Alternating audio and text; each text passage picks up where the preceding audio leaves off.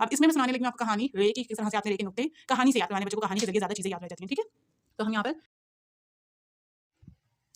अस्सलाम वालेकुम everyone, hopefully आप सब ठीक होंगे। Welcome to super moms home schooling channel. अब तक हमारी वीडियोस अपलोड हो रही हैं। आपने देखा होगा बे के ख़ानदान की अपलोड हुई है, जिम के ख़ानदान की अपलोड हुई है और लास्ट में दाल के ख़ानदान की हुई है। अब लास्ट वन इज़ रे के ख़ानदान की, ठीक है? अब इसमें क्या करना है, आपको पहले सेम वही स्टेप फॉलो करने हैं जो मैंने बताए हैं। पहले फ्लैश कार्ड के थ्रू करवाना है, देन उसके बाद आपने क्या करना है, आपने वो डिफरेंट हरूफ लिख के देने हैं और उन्होंने पहचान करके वो लिखना है, ठीक है? उस पर कलर करना है ताकि उनको पहचान हो जाए हरूफ की। थर्ड स्टेप आपने इब्तिदाई आवाज़ का बताना है, उसकी वर्कशीट करवानी है। बच्चे कलर्स करते हैं, एंजॉय करते हैं, उनके लिए कोई मसला नहीं होता। लास्ट में आपने क्या करना है, राइटिंग पे लाना है, ठीक है? जब वो सब कुछ इतना सब कुछ कलर वगैरह करके पढ़ के आ चुके होंगे ना, तो उनको राइटिंग में मसला नहीं होगा, शौक से कर लेंगे। वो कहने का मकसद ये, ठीक है?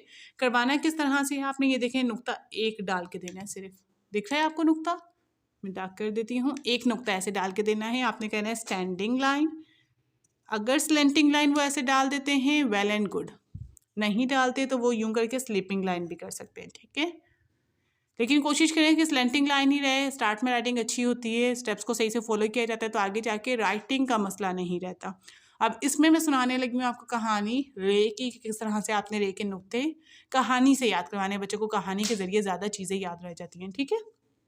तो हम यहाँ पर 4 इसके भाई ड्रॉ कर देते हैं। रे दाल की तरह बिल्कुल सादा है, इसको किसी चीज़ की ज़रूरत नहीं, इसके पास कुछ है भी नहीं और इसको ज़रूरत भी नहीं है, ठीक है? रे को डाल की तरह, इसकी डाल के साथ बहुत पक्की दोस्ती होती है, तो दोनों को, डाल को और रे को बहुत ज़्यादा सर्दी लगती है, ठीक है? जे जो होता है, जे के ऊपर अगेन जाल की तरह एक ही बॉल होता है उसके सर पे। सो सैड ना। और जो ये है, ये या याला बारी, हमें पता है मतलब बहुत ज़्यादा बारिश हो रही है, तो बहुत ज़्यादा उर्दू में अगर हम देखें तो 3 से ज़्यादा नुक्ते नहीं होते, तो 3 को ही बहुत ज़्यादा समझा जाता है, ठीक है? तो इसके ऊपर 3 नुक्ते आ गए क्योंकि इस पर बहुत ज़्यादा बारिश हो रही है।